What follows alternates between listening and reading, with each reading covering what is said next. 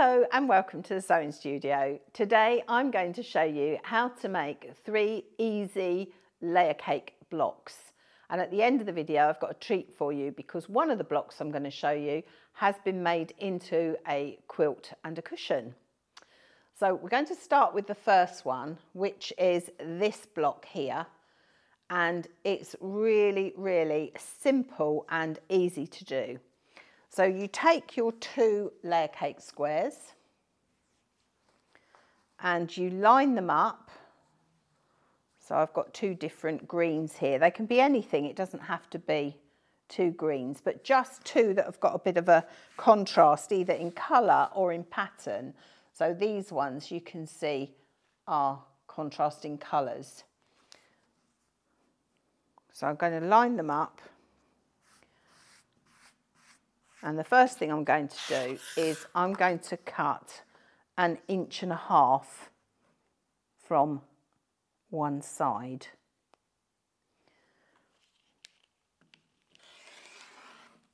So I'm going to cut 1.5 inches, and then I'm going to turn the mat. I'm going to cut 1.5 inches again.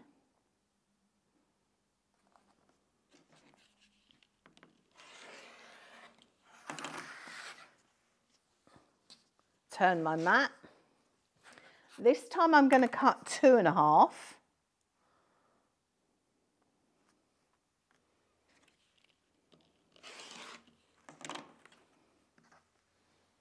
Turn the mat and 2.5 again. Just line that back up. That's moved slightly.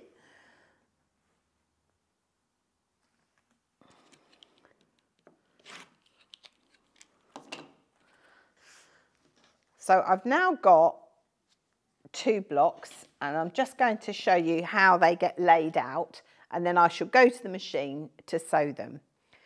So the first thing we're going to do is we are going to join our 2-inch block there.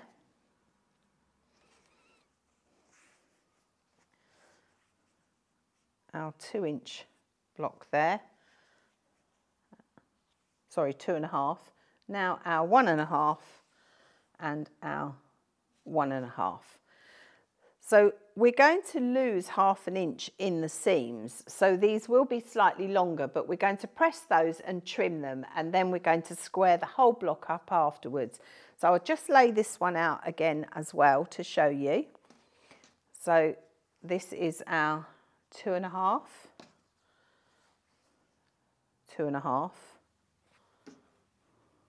take the shorter one, our 1.5 and 1.5. So there you can see we've got our blocks, and when we come to lay them out for a quilt, you would just make sure that your big square would go bottom right, and then in the next one it would go top left. But I'm going to go and join these, and then I can add more to this to show you. So I've sewn the 2 sides on, and now you can see that obviously this here is bigger because we've lost some in the seam. So I'm just going to trim that off.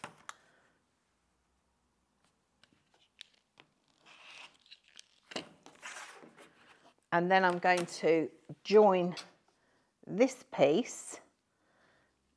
And obviously when I've joined it, that's going to be longer too because we've lost some in the seam. So I'll be doing the same. I'll be pressing it and trimming it before I put the last one on. So I finished sewing my block, and the next thing I would do is I would square all of the blocks to 9.5 inch squares. And then, as I said earlier, when you lay them out, if you lay them with your big square coming bottom right, top left, bottom right, and then this one would be top left, and then when we come to this row, this would be in the opposite way, going top left.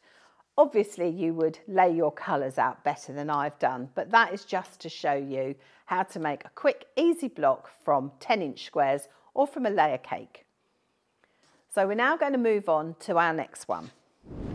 So this is our next block, And as you can see, I've got a highlight or an accent fabric going through the middle of this, and this is at 2 different angles. And the great thing with this is it doesn't matter how you lay it out, you don't have to match anything. So I'm going to show you what we do. So we just take a 10-inch square, and the first thing I'm going to do is I'm just going to make a cut at any random angle. You don't want to do it straight up and straight across, because that way you will end up with having to get them all identical. And the idea of this is to do them completely differently and randomly. So I'm just going to make that cut. And then the next thing I'm going to do is to put our highlight fabric through the centre. And this is cut. So this is a long strip I've got here. Let me see if I've got a shorter piece that's going to work. No, that's too short. Oh, here we go. So this piece is cut at 1 inch. So I'm going to the machine and I'm going to join this to this first one, and then I'm going to join it to the next one. But I'm going to show you, I'm going to come back to the middle to show you how to do that, because we're doing it at an angle, and if you just line it up, you're not going to get this perfectly square. So the first thing I'm going to do is go to the machine and I'm going to sew this using a 1/4 inch seam down the block like that. So I'm just going to snip a bit off so it's easier to handle.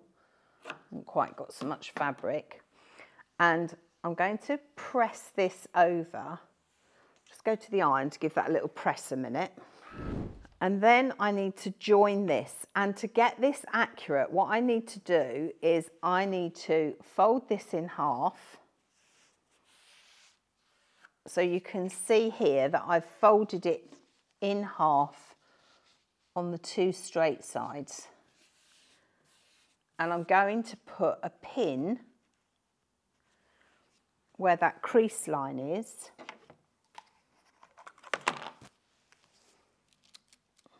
So I'm just going to put a pin where that crease line is there.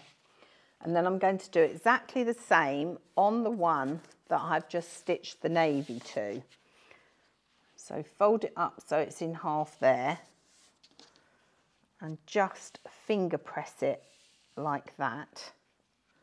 And then what I'm going to do is this crease here, I'm going to line up with that crease there.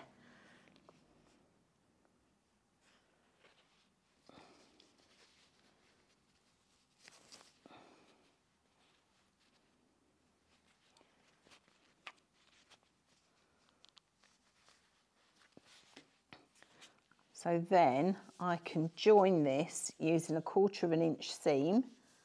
Just going to put a couple of pins in just to hold it in place.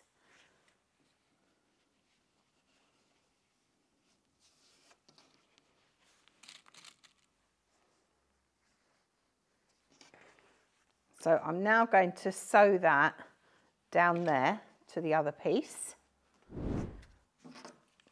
So then I'm going to press that back, and so you can see here, I should go to the iron in a minute, you can see here that it's joined it at a better angle by using the crease to join up. So I'll just give that a little press. Now the next thing we're going to do is we're going to turn it that way, and we're going to make another angled cut. So we're cutting across our highlight fabric. And then we're going to take our blue again. Just trying to find shorter pieces, but these are too short. So I'll use the long piece.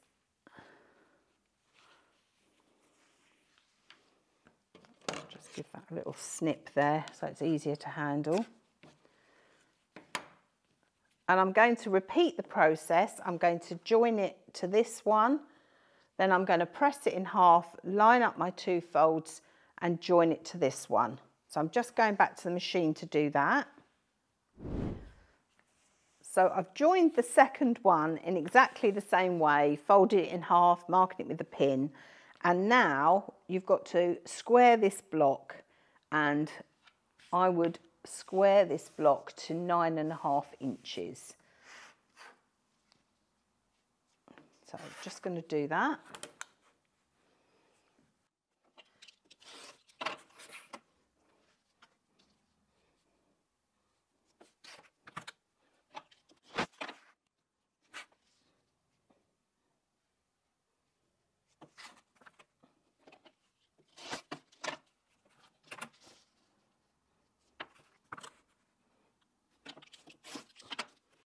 So to lay this out, you would just join your blocks any way that you wanted to join them.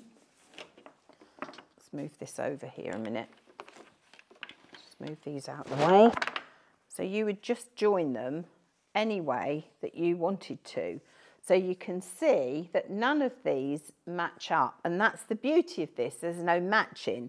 So what I would say is imagine really brightly coloured fabric with black accent colours. It would almost make it look like a bit of stained glass. So there's lots you can do with that. So that's another really quick and easy block.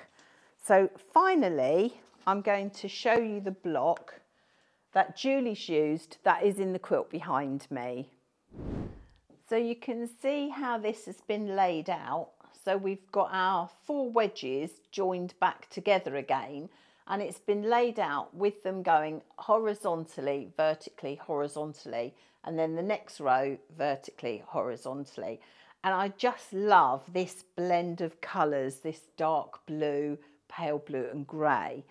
But what I love most of all about this is quite a geometric shape, and it's how it's been quilted that I think is really interesting, because if we'd done geometric quilting on it, it would give it a much more geometric look. So if we'd cross-hatched or we'd come down and gone across the squares. But because Julie's quilted it with these random wavy lines going all the way through the quilt, it's given it a completely different dimension, which I love.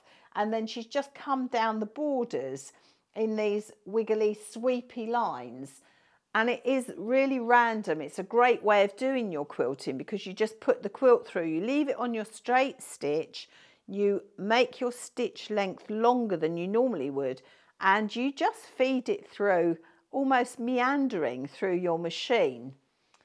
The other thing I like is the binding.